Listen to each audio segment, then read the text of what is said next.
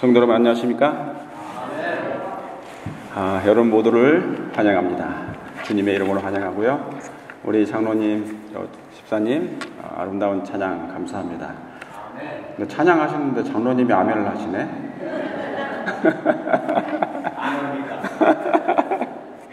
예, 감사합니다. 항상 우리 평장로님 즐겁게 웃어주시고 아멘 크게 해주셔서 설교하는 목사님들이 되게 용기가 납니다. 예, 감사합니다. 오늘 비가 좀 많이 오고 있죠? 예, 하나님께서 우리 각자의 마음의 심령의 밭에 아름다운 그 하늘에 좀 이슬비와 소낙비가 내렸으면 좋겠습니다. 이 시간 편안한 마음으로 하나님의 말씀을 함께 좀 나눴으면 좋겠습니다. 우리 예수님의 그림을 제가 하나 떠왔고요. 오늘 제목은 재림교회 왜 탄생했나, 정체성, 이렇게 이 제목을 가지고 좀 말씀을 드리겠습니다. 재림교회 왜 탄생했나. 저 그림은 여인이 아기를 안고 있죠? 예, 여인이 아기를 안고 있고 뒤에는 사실은 지금 글씨 때문에 가려져 있는데 마귀, 용이 그 뒤를 쫓고 삼키려고 하고 있는 장면입니다. 아무쪼록 이 시간 이 재림교회, 우리가 다니고 있는 이 교회, 이 남은 교회, 우리 교회가 남은 교회입니까? 진리교회입니까? 예수님을 정말 사랑하는 교회입니까? 네. 이 교회가 하나님께서 왜 이 교회를 탄생시키셨는가? 이 교회는 성경적인 교회인가? 성경에서 탄생했는가? 아니면 한 인간이 만들어낸 교회인가? 그와 같은 말씀을 오늘 잠깐 말씀을 좀 드리겠습니다. 제가 서론이 있는데요. 서론을 다 뺐어요. 다시 길어질까봐. 예, 그래서 오늘 간단하게 먼저 그 구약에 있는 말씀을 구약 중심으로 남은 자손의 계보를 먼저 살펴보겠습니다. 왜냐하면 구약으로부터 이렇게 하나님께서 남은 자손을 이끌어온 하나의 이 길이 있습니다. 그렇죠? 예, 그래서 그 뿌리가 있는 거예요. 뿌리를 통하여서 우리가 이제 저와 여러분이 오늘날까지 그리고 마지막 그 순간까지 이 세상을 이 교회를 통하여 복음화 시키겠다는 것이 하나님의 계획입니다. 자, 노아 이후에 너무 간단한 거니까 간편하게 생각하시고 한번 잠깐 여러분이 그동안 공부했던 것을 복습하는 마음으로 하시면 되겠습니다. 노아 홍수 이후에, 노아 홍수는 BC 2348년에 노아 홍수가 났어요. 그러니까 천지 창조 이후에 몇 년이 지난 거예요? 약 2000년이 지난 것입니다. 2000년이. 그리고 그 노아 홍수 이후에 예수님의 초림 때까지 2000년이 된 거죠. 그죠? 그리고 예수님이 승천하신 후에 지금 2000년이 지나서 몇 천 년이 된 거예요? 지금 토탈 6000년이 돼가는 거예요. 그죠? 그래서 그 선지자도 6000년설을 얘기한 거예요. 천지가 며칠 만에 창조됐다고요? 6일 만에 창조됐죠. 그리고 제7일 날 뭐 했으니까? 안식했으니까. 그러므로 하나님의 계점에는 6일, 그 다음에 안식일, 7째 날, 그런 것처럼 이 6000년이 지나면 이제 1000년 왕국이 다시 찾아올 거예요. 천년기가. 그렇죠? 그러니까 우리가 지금 어디에 살고 있는 거예요? 거의 끝에 살고 있는 것입니다. 그러니까 이 끝의 백성이기 때문에 굉장히 중요한 백성들입니까? 예. 우리가 어떻게 하느냐에 따라서 이 사업이 딜레이 되거나 아니면 촉진할 수 있다는 것이에요. 예수님의 재림을. 그걸로 공감하시죠?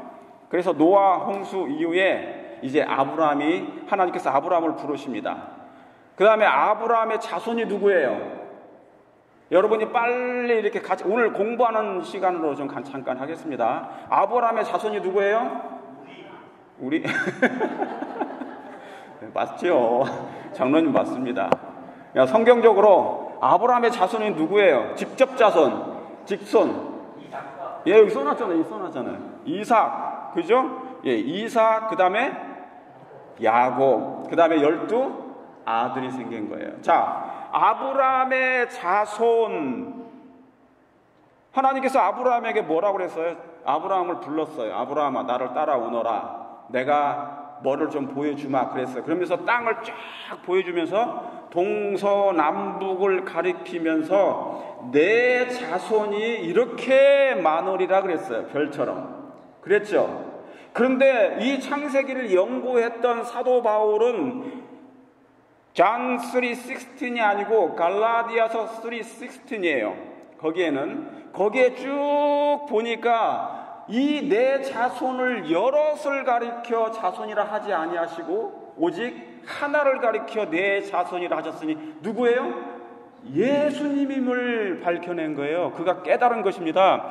그러니까 이 아브라함이 하나님이 아브라함에게 보여주신 그 자손은 결국 누구였다고요? 예수 그리스도라니까요. 그러니까 아브라함이 누굴 낳았어요? 이삭을 낳았죠. 이삭은 독자입니까? 독자잖아요. 그죠?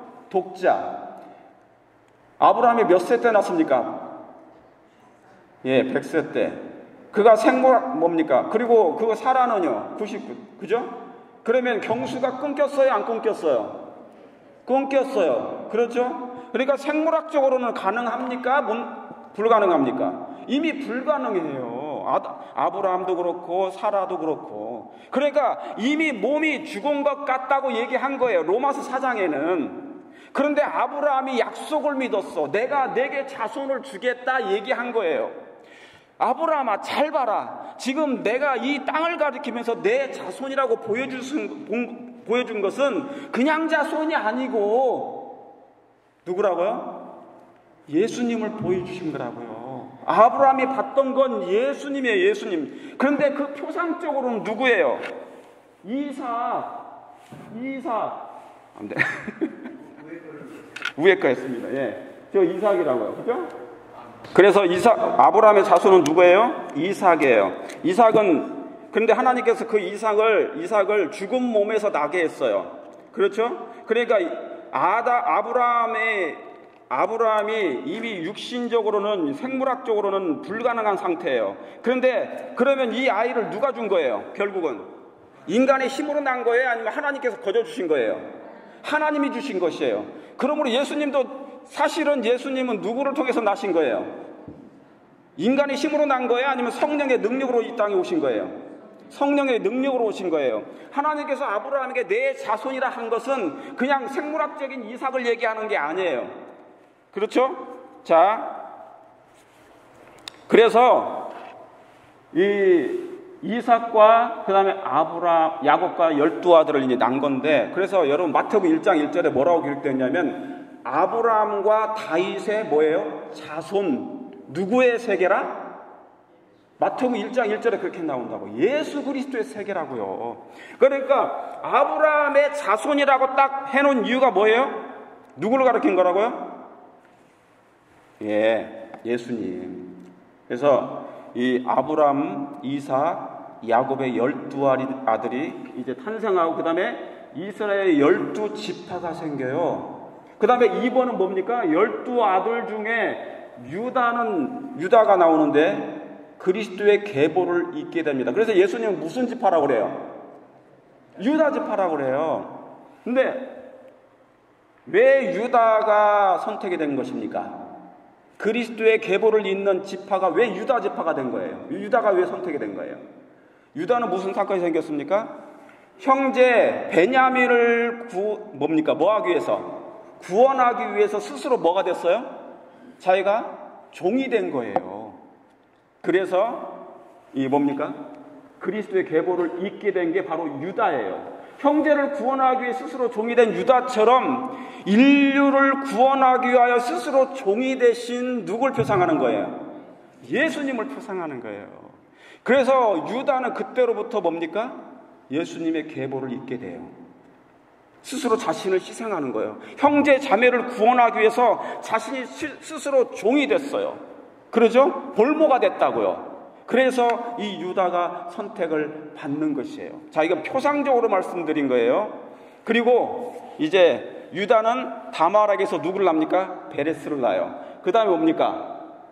보아스. 보아스가 누구하고 결혼해요? 룻. 그렇죠? 다 이방인이에요. 룻도. 그 다음에 이 보아스가 룻과 애를 낳는데 누구를 낳는 겁니까?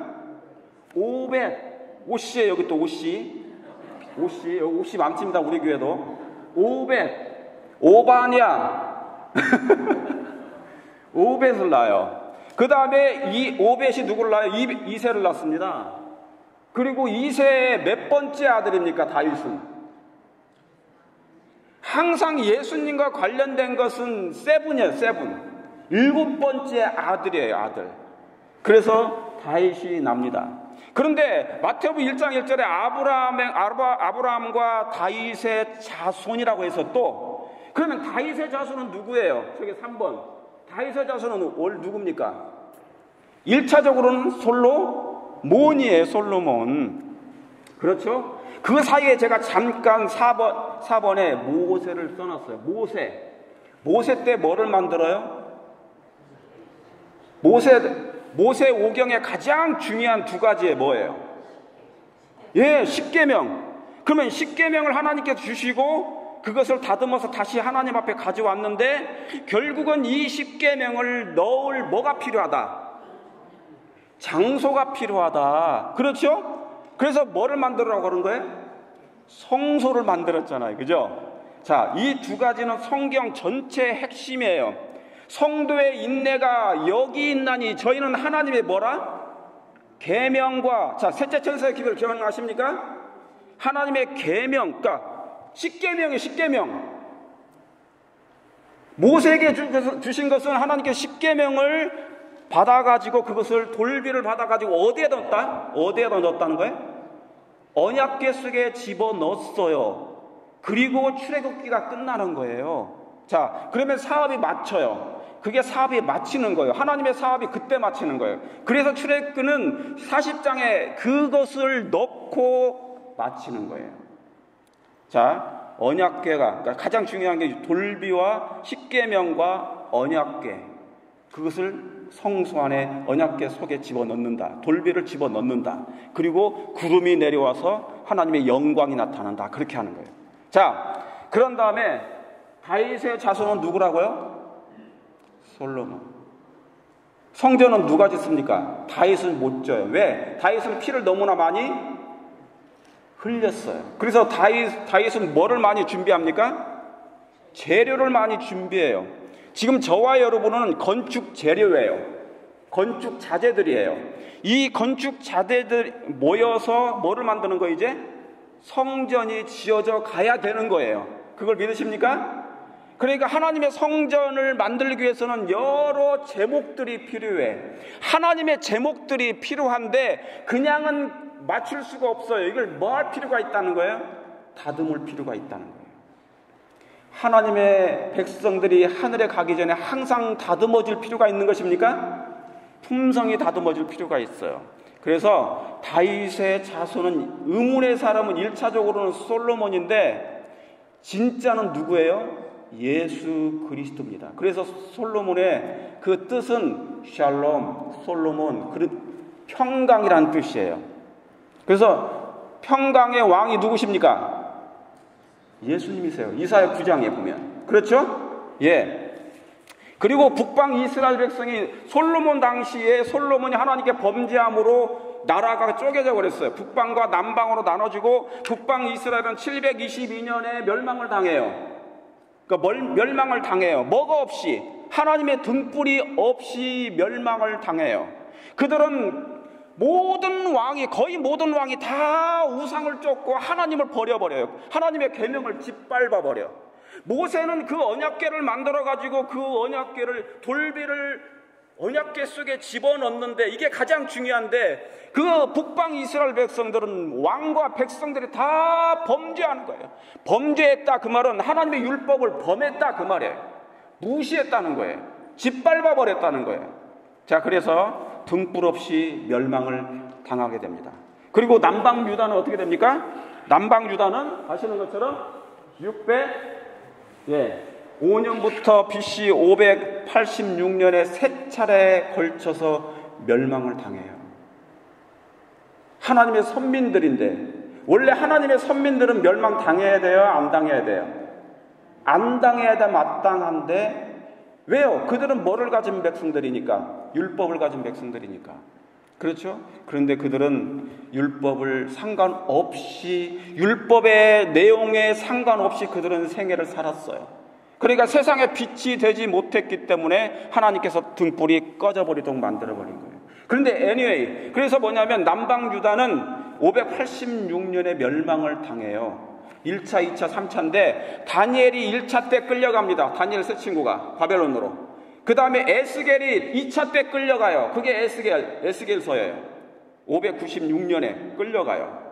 그가 그 바벨론 나라에서 포로된 상태에서 계시를 받은 때가 4년 후에 592년에 계시를 받고 그것을 기록하게 된 건데, 그래서 이 에스겔은 뭐냐면 구약의 계시록이라고 해요. 묵시록. 굉장히 중요한 기별이 나와 있습니다. 자, 간단하게 요약하는 거예요. 그리고 예레미야는 마지막 순간까지 3차 때까지 멸망 그 순간까지 백성들을 깨웁니다. 회개하라고 돌아오도록, 하나님께 돌아오라, 배역한 자식들아 아버지께 돌아오라, 예수님께 돌아오라, 말씀으로 돌아오라, 제발 회개하라. 마치 침례 요한이 했던 기별을 반복해서 전합니다. 그러나 끝내는 그가 어려움을 당하고 포로가 이 유다, 남방 유다가 멸망을 당하고 끝납니다. 그런데 하나님께서 은혜를 주셔서 70년 동안 그 포로 중에 이스라엘 나라의 땅을 쉬게 만들어요. 여러분, 안식을 왜 주신지 아세요? 이 안식일을 6일 동안 범죄한 우리, 수고한 우리를 이 안식일에 이제는 멈추라는 거예요. 뭐를 멈추라는 거예요? 죄를 멈추라는 거예요. 죄가 좀 스탑하자. 그래서 안식년을 주신 거예요. 6년 동안 너희들이 땅에다가 씨를 심고 열매를 많이 걷어 먹었는데 이제 땅도 좀 쉬자. 그래서 뭐냐면 7년째 안식년을 주신 것처럼 이제 죄된 세상에 6,000년 동안 우리는 끊임없이 이 죄를 행하다 보니까 지구가 이제 정신이 없어. 지구가 너무나 혼란스러워요. 죽어가는 사람도 많고 피 흘리는 사람도 많고 비명소리가 너무나 여기저기 막 들려와. 그리고 이제 땅도 열매를 맺을 수가 없어. 왜요? 너무나 많이 뭐를 해먹었기 때문에, 씨를 뿌리고 열매를 걷어먹었기 때문에 이제는 하나님 보시기에 이 지구도 뭐가 필요하다? 쉼이 필요하다. 그래서 6,000년이 끝날 때쯤 하나님께서 당신의 백성들을 하늘로 올리시고 이 지구를 쉬게 한 것입니다. 그래서 이 지구를 속량한다고 그래요. 지구도. 그러니까 속량은 두 가지예요. 인류, 영혼들을 속량할 뿐만 아니라 그 다음에 이 지구까지 하나님께서는 속량하신다는 거예요. 이 지구는 하나님의 손에서 나온 사랑스러운 하나님의 지구였어요. 그래서 그 아름다운 당신의 그 형상을 닮은 그 아담을 그 지구에 넣어놨잖아요. 에덴 동산에. 그런데 이 지구가 너무나 피곤해. 막 지쳐. 그러니까 막 화산으로 막 튀어나오잖아요. 막 너무 지친다. 내가 지금 암이 생겼다. 막 그래서 막 토해내 막. 뭐가요? 지구가. 예. 그래서 하나님께서 이 포로 중에 태어난 스룹바벨 유다 지파예요. 전부 다 제가 지금 말씀드리는 건 뭐냐면 남방 유다는 전부 다 유다 지파예요. 유다의 그리스도의 계보를 잇는 사람들이에요. 그리스도의 계보를 잇는다, 그 말은 뭐냐면 그들이 뭐를 가졌다는 거예요? 하나님의 계명을 보존했다는 거예요. 무슨 말씀 아시겠습니까? 하나님의 계명을 순종하고 충성을 다했다는 것이에요. 사랑하는 성도 여러분, 하나님의 계명을 정말 사랑하십니까? 하나님의 율법이 생명의 율법임을 여러분 정말 믿으세요? 예수님은 그것 때문에 십자가에 죽임을 당하셨어요. 율법의 정죄를 받으셔서 우리 대신하여 형벌을 받으신 분이 예수님이에요. 뭐의 형벌을요? 율법에 대한 공의가 행해졌단 말이에요. 그래서 하나님께서는 아들을 죽게 만들었어요. 죄를 범하면 무조건 이 율법은 뭐를 하게 돼 있습니까? 형벌을 선고하게 돼 있단 말이에요. 그래서 저와 여러분들이 멸망을 당해야 마땅한데 예수님이 이것을 대신했다고. 저와 여러분을 대신해가지고 그 형벌을 대신 받으셨어요. 뭐에 대한? 율법에 대한. 성경에서 가장 중요한 것은 하나님의 율법이에요. 이 율법 때문에 이렇게 6,000년이 흘러간 거예요. 왜? 사단이 하늘에서 하나님의 율법을 완전히 망가뜨렸잖아요. 이 문제를 해결하려고 이렇게 오래 지속되는 거예요. 우리가 행동을 잘못해서 율법주의자로 잘못 오해를 받는 거지, 하나님의 율법은 처음이자 마지막까지 핵심이에요. 그렇습니까? 이게 그 내용이라고요. 그래서 자, 이제 재림교회는, 그럼 재림교회와 예언은 한 고리인가? 한 고리이죠. 자, 베드로서 1장 21절에 예언은 언제든지 사람의 뜻으로 낸 것이 아니요 오직 뭐에 감동하심으로 입은 사람들이에요? 성령의 감동하심을 입은 사람들이 누구에게 받아? 하나님께 받아. 그러니까 여기에 사람이 있는데 이 사람에게 하나님께서 뭔가를 내려주셔요. 하나님의 성령이 임하세요. 이것을 성신이 강림하신다고 그래요. 성신이 강림하실 때 이 사람이 갑자기 뭐를 하냐면 예언을 하게 돼 있어요. 그런 사람들을 뭐라고 하냐면 선지자라고 그래요. 선지자. 이해하셨습니까? 그러니까 하나님께서 선지자를 택해서, 어떤 사람을 택해서 이 사람을 성령으로 감동하심으로 무슨 말을 넣어주는데, 그게 뭐냐면 미래에 대한 예언, 사건을 다 얘기해 주시는 거예요. 그래서 성경은 뭐냐면 예언의 책이에요. 예언의 책. 아시겠습니까? 그러면 이 재림교회는 선지자가 있어야 되느냐, 없어야 되느냐? 자, 각 시대마다 하나님께서는 그 유대 백성들, 북방 이스라엘 백성들, 유대 백성들마저도 하나님을 떠나 있을 때마다 누구를 보내시는 거예요? 선지자를 왜 보내십니까? 그들이 하나님께 충성을 다하면 선지자를 보낼 필요가 없어요. 그런데 하나님께서는 그 백성들이 항상 그들이 하나님을 떠나 있기 때문에 율법을 무시하고 업신여기고 살기 때문에 선지자를 보내가지고 각성하고 회개 기회를 증가하는 거예요. 다시 말하면 다시 하나님께로 돌아가라, 말씀으로 돌아가라는 거예요. 그렇습니까? 예. 그래서 하나님께서는 선지자를 택하셨는데, 그러면 마지막 때 세상이 더 죄악으로 광영하겠죠. 그죠? 죄가 깊어지죠. 그러면 세상이 어둠으로 치닫고 있는데 하나님께서는 마지막 때 선지자를 보내실까요? 안 보내실까요? 보내셔야 마땅한 거예요. 그래서 재림교회는 분명히 뭐와 연관되어 있다? 예언과 연관되어 있다. 예언이 없는 재림교회, 마지막 교회는 아니다. 예언과 분명히 한 고리가 될 거다. 그런데 그 예언은 누가 한다? 예언은 누가 한다고요? 하나님이 선택하신 선지자가 한다고요. 아시겠습니까? 자, 요한복음 14장 29절에 이 일이 이르기 전에 너희에게 말한 것은 일이 이룰 때 너희로 뭐 한다고요? 믿게 하려고. 그러니까 예언을 하나님께서 미래에 대해서 예언을 미리 다 하셔요. 말씀을 하셔. 그러면 뭡니까? 나중에 그것이 이루어질 때, 아, 이거 예수님께서 말씀하신 그 말씀이지 하고 그들이 뭐 한다고요? 믿는다는 거예요. 그러니까 여러분, 예언적인 안목을 가진 교회가 어느 교회예요? 재림교회입니다. 교회는 적어도 뭐를 가지고 있어야 된다고요? 예언적인 안목이 있어야 됩니다. 예언이 없으면, 여기 써있지 않습니까? 백성이, 묵시가 없으면 잠언서에, 묵시가 없으면 백성이 방자히 행하거니와. 그러니까 예언이 없으면, 계시가 없으면 뭡니까? 사람들이 아무렇게나 살아요, 그냥. 그런데 하나님께서는 이 세상의 미래를 위해서 이 백성들에게 예언을 주신 거예요. 그래서 세상을 정신 차리고 깨어 각성하고 하나님께 돌아오도록 한 것입니다. 자, 제가 빨리 할게요. 너무 늦어지면 안 되니까. 자, 그러면 마지막 재림의 징조. 자, 마태복음 24장이죠. 마태복음 24장은 재림의 징조장이에요. 마가복음 13장도 재림의 징조장. 누가복음 21장도 재림의 징조장. 요한복음 14장도 다 재림의 징조장. 똑같은 거예요.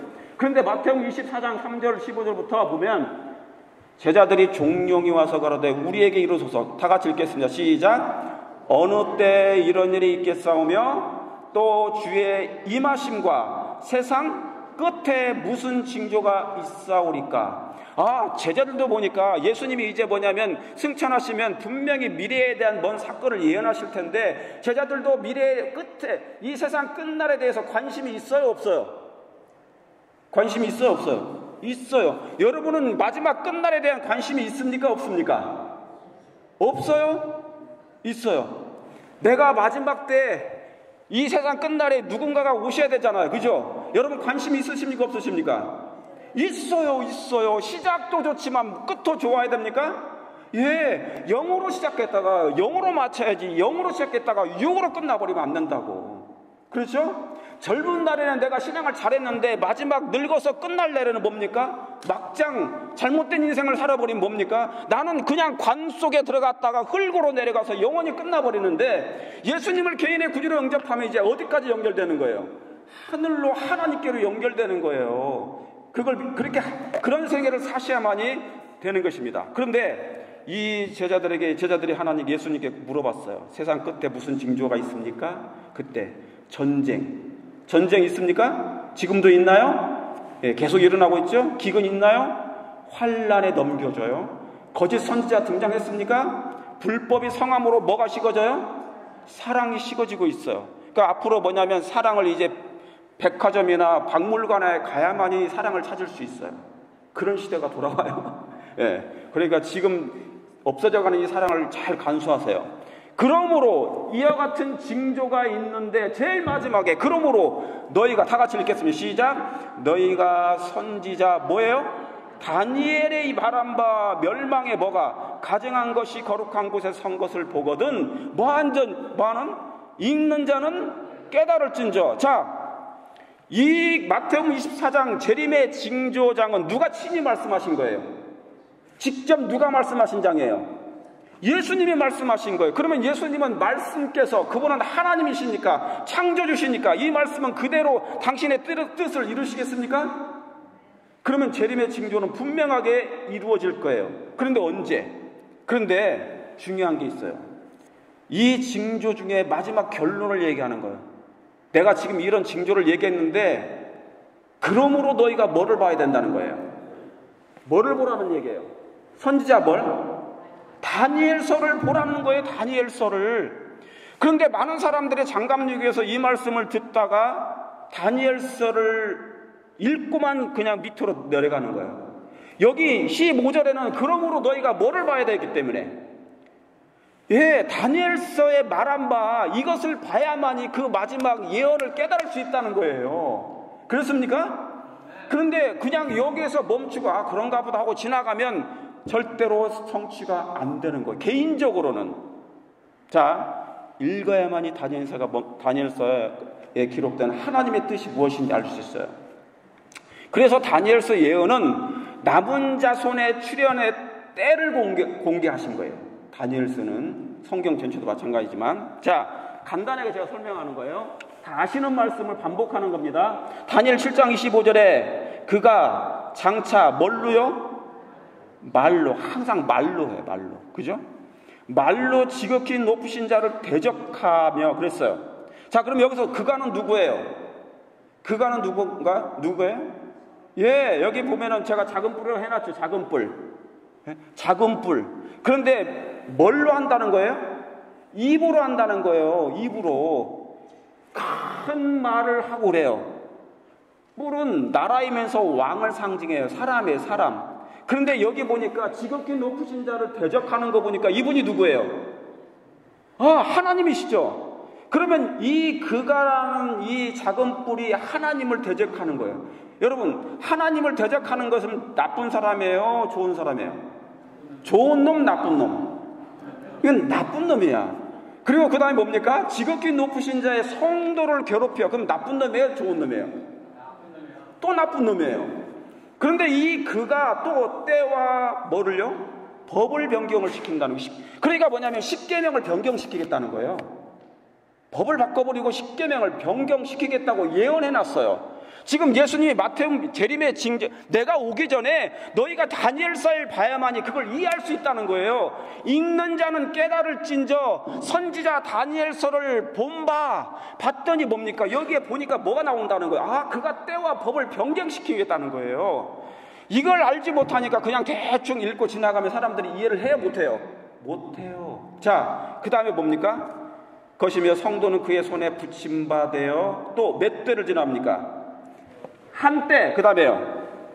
두 때, 그 다음에 반 때를 지나다. 한 때, year, one year예요. 두 때, two year, 반 때, half year. 그러면 토탈 몇 년? 3년 반. 여기 다 이렇게 써놨잖아. 여러분 고생 안 하셔도 다 써놨잖아. 읽지도 못하시고 어떻게? 3년 반. 일수로는 날수로는 며칠? 1260일. 계산기 안 두드려도 다 써놨어 제가. 1260일. 그 다음에 예언 해석상 1일은 몇 년? 1년. 민수기 14장 36절에 1일은 1년으로 계산하는. 그러면 총 몇 년이에요? 한 때, 두 때, 반 때니까 3년 반이죠. 그러면 총 몇 년이에요? 일수는 1260일이니까 1일은 1년이니까 총 몇 년? 계산도 하시죠? 1260년 동안 누구를 괴롭히는 거예요? 저 작은 뿌리. 정신 차리세요. 1260년 동안 하나님의 백성들을 핍박하고 박해하는 이 종교 세력이 나타난다는 거예요. 멸망에 가증한 것이 거룩한 곳에 선 것을 보거든. 거룩한 곳은 뭡니까? 여러분의 마음이 하나님의 거룩한 곳이잖아요. 그죠? 예수님이 임하시는 곳이고 말씀이 임하시는 곳이잖아요. 그러면 여러분의 양심을 괴롭히고 핍박하고 예수님 믿지 마. 그러면 뭡니까? 그곳이 거룩한 곳이에요. 그러면 멸망에 가증한 곳이 선 것이에요. 선 것을 보면 양심을 괴롭히고 양심을 강요하게 될 때 뭡니까? 멸망에 가증한 것이 쓰는 거예요. 그러면 어떻게 되는 거예요? 읽는 자는 그때 비로소 깨달아서 그것에 굴복하지 말고 오직 하나님께만 경배하라는 거예요. 그죠? 예. 자, 이 예언을 요한이 바통을 받습니다. 다니엘서는 700년 전 얘기고 이제 타임머신을 타고 마지막 계시록까지 넘어가는데 이 사도 요한은 이 바토를 다니엘에서 받아요. 이어받아서 계시록 12장 13절에 이렇게 기록합니다. 용이 자기가 땅으로 내어 쫓긴 것을 보고 남자가 누구예요? 예수님. 남자를 낳은 여자는 누굽니까? 순결한 교회. 하나님의 계명을 순종하고 복종하며 충성을 다하는 순결한 교회가 여자예요. 그런데 이 순결한 교회, 예수님, 남자는 예수님인데 예수님이 이제 승천하셨기 때문에 누구만 남아요? 예수님은 여인의 후손이죠. 여자의 후손이죠. 그러면 예수님은 승천하셨기 때문에 남겨놓고 간 사람이 누구예요? 여자의 남은 후손이죠. 그러니까 저와 여러분들은 그 당시에 사도들은 남은 후손들입니까? 여자의 남은 후손들이에요. 그게 여자를 핍박하는 거예요. 이제 사단이 예수님을 죽이는데 실패했어요. 죽이긴 했지만 예수님을 뭡니까? 멸망시키지는 못했어.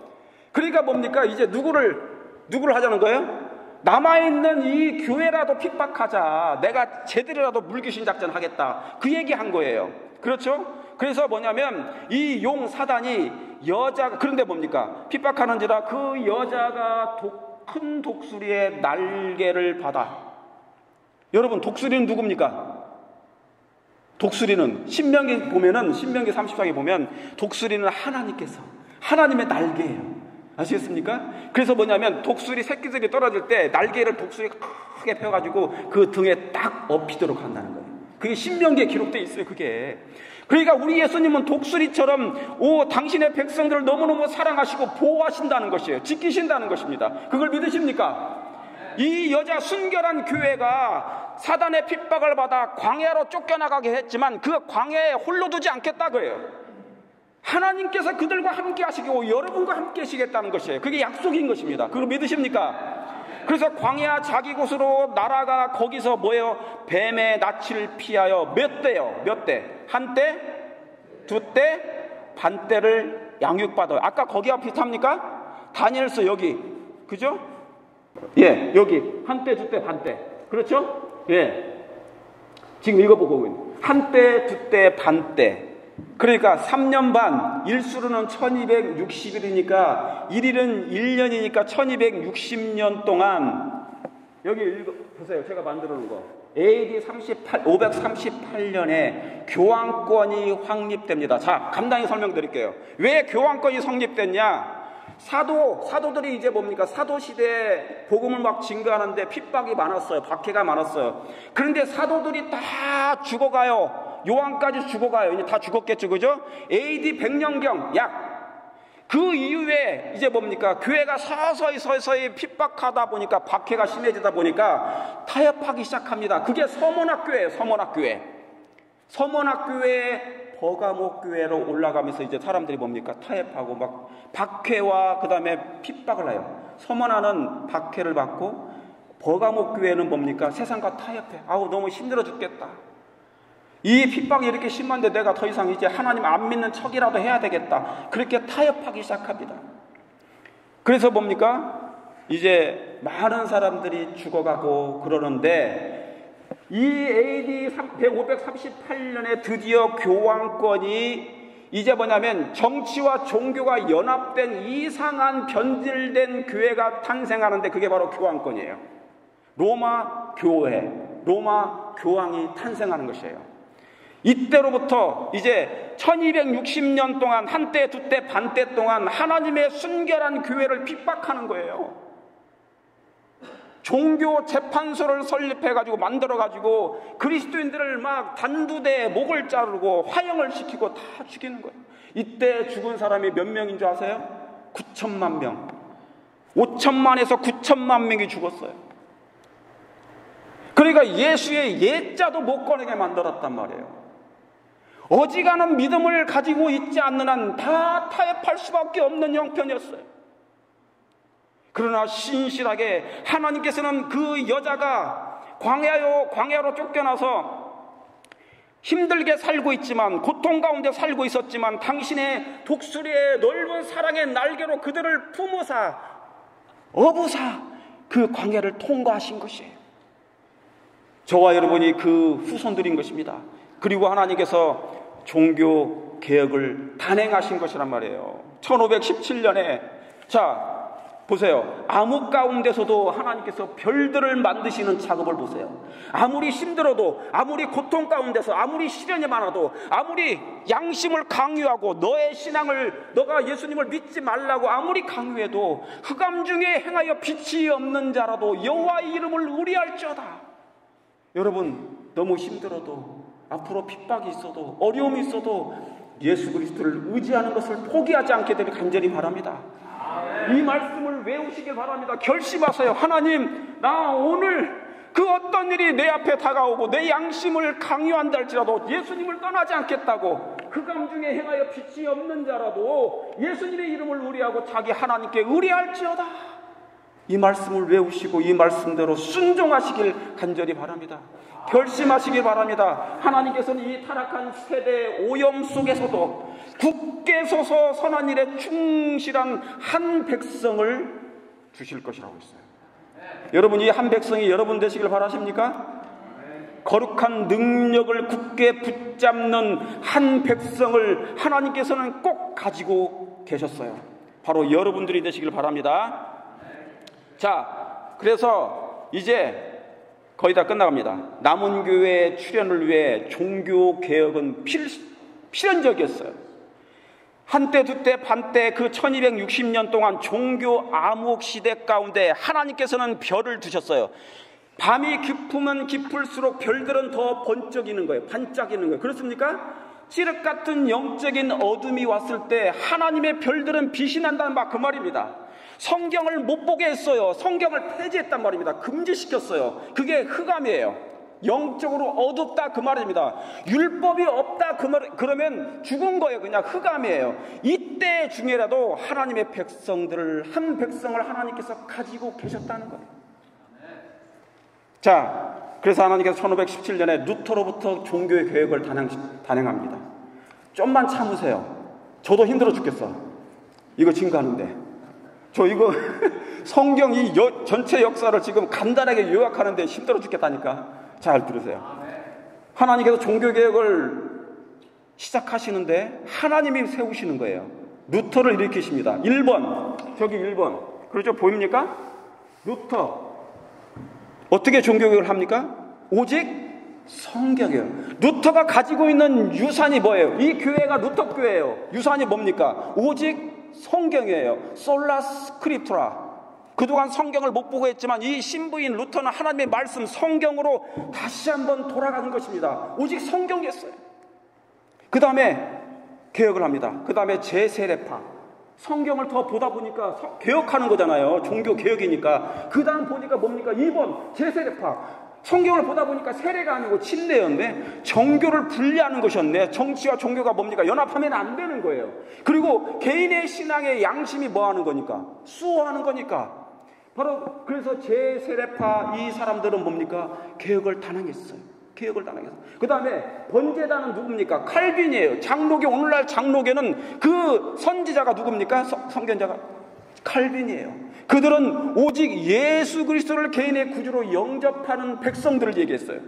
그렇죠? 왜? 성경을 보다 보니까 오직 성경, 그 다음에 제세례파, 침례, 그 다음에 뭡니까? 또 보니까 오직 예수 그리스도를 통하여서 예수님을 개인의 구주로 영접하면 구원을 얻겠다는 진리를 발견한 거예요. 그게 칼빈이 주장한 거라니까요. 그 다음에 장로 제도가 있었어요. 그게 바로 장로교입니다. 그 다음에 회중교회, 영국교회, 그 다음에 이 물두멍교회가 어느 교회예요? 물두멍 침례입니까? 침례예요. 그래서 침례교회가 그때 개혁합니다. 요한 스미스가 침례교회가 탄생된 거예요. 성경적인 침례. 그래서 우리 교회가 윌리엄 밀러가 어느 교인이었어요? 어느 교인이었어요? 침례교인이었어요. 침례교회. 자, 그 다음에 개혁된 교회가 제7 침례교회예요. 침례교 6번. 그래서 침례를 받을 뿐만 아니라 이제 안식일까지 그 사람들은 발견하고 개혁하게 됐어요. 그러니까 종교의 개혁은 루터로부터 시작해서 하나씩 더 발전되는 거예요. 이걸 더해서 또 이걸 2개를 더해서 또 3개를 더 하는 거예요. 없애는 거 아니에요. 이해하시겠습니까? 자, 그 다음에 뭡니까? 7번. 성소로 들어가 보면 이제 감리교 요한 웨슬레와 찰스 웨슬레가 중생 성령을 통하여 거듭난다는 것을 얘기한 거예요. 거기 보니까 성령을 통하여 우리 거듭난다는 것을 발견하게 된 것입니다. 그래서 종교 개혁을 단행한 것입니다. 그 다음에 구세군교회 구호. 여러분, 구세군교회는 구호죠. 자선 낭비. 좀 있으면 하잖아요. 12월 달이면 자선 낭비 하지 않습니까? 자선을 베풀어. 그 일을 하는 거예요. 그 사람들이 그 일을 한 거예요. 우리 교회는 구호 사업이 있어요, 없어요?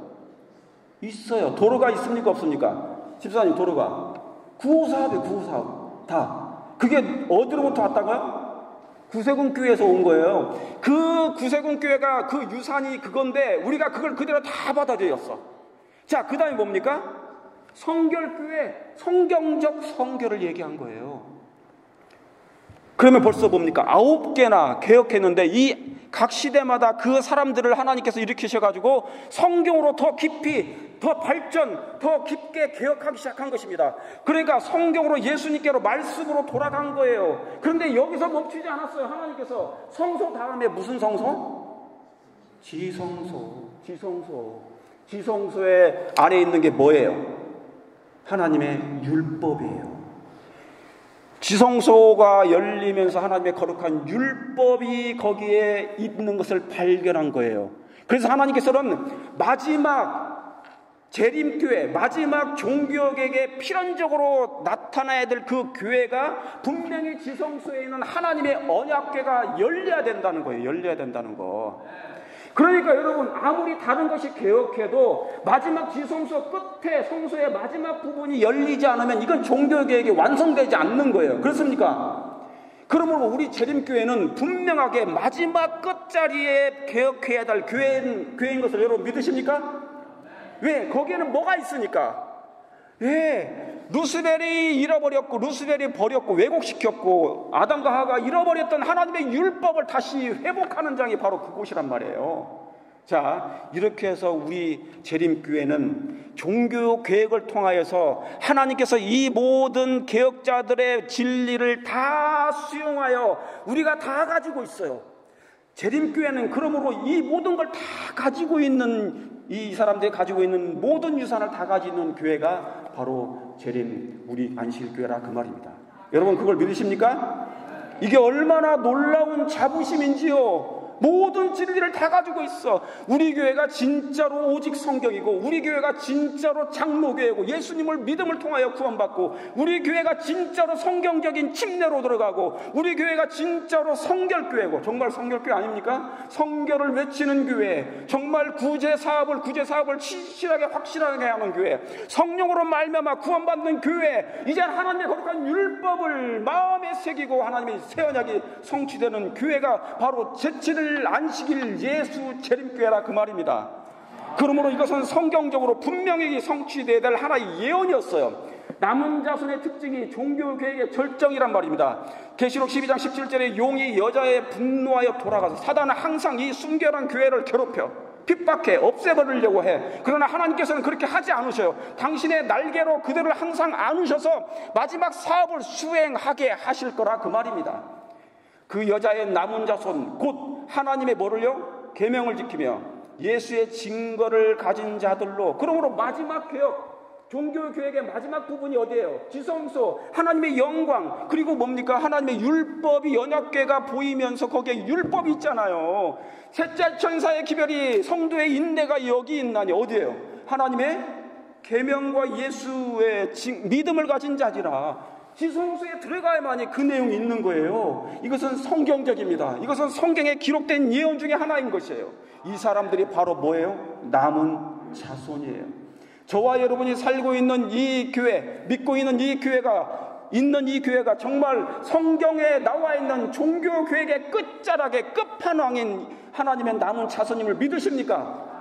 그러면 자부심을 가질 뿐만 아니라 이제 생애 속에서 뭔가 일어나야 되는 거예요. 자, 종교개혁의 마지막 끝판왕, 이 끝부분의 교회가 하나님께서 이 교회를 왜 탄생시켰느냐? 자, 보세요. 우리 다 같이 읽겠습니다. 시작. 하나님께서는 그들의 생애 품성으로 이 원칙들을 드러낼 수 있도록. 그 다음에 밑에요. 이와 같이 뭐예요? 하나님의 율법이 생애 뭐 할 때?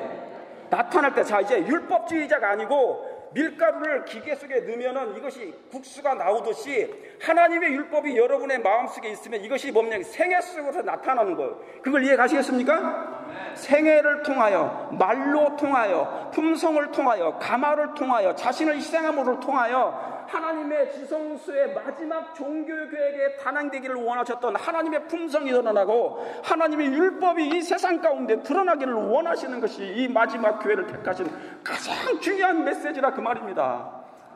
여러분 그걸 믿으십니까?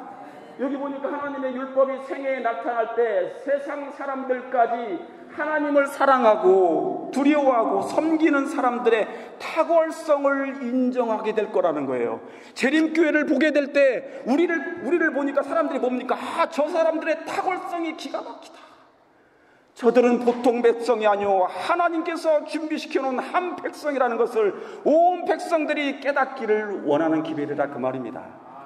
이 교회에 하나님의 특별하신 사랑과 그 능력이 임하여 재림하시는 마지막 그 순간까지, 예수님이 재림하실 때 공중에 뭐가 나타난 줄 아십니까? 사람들이 하나님의 율법을 무시하는데 그거 아니에요. 그때 공중에는 접힌 두 돌비를 쥔 손이 나타난다. 그 손이 돌비를 펴자 불과 같은 글자가 기록된 십계명이 나타난다. 예수님 재림하는 그 순간까지도 하나님의 거룩한 계명과 율법은 우리의 심령뿐만 아니라 그리고 하늘의 공중에서까지 나타나서 아버지의 뜻이 이 땅에 분명하게 성취될 것입니다. 하나님의 마지막 교회로서 분명한 사명을 가지시고 자부심을 가지시되 겸손하게 하나님의 아름다운 사랑을 증가하시는 저와 여러분 되시기를 바라면서 오늘 말씀을 드리겠습니다.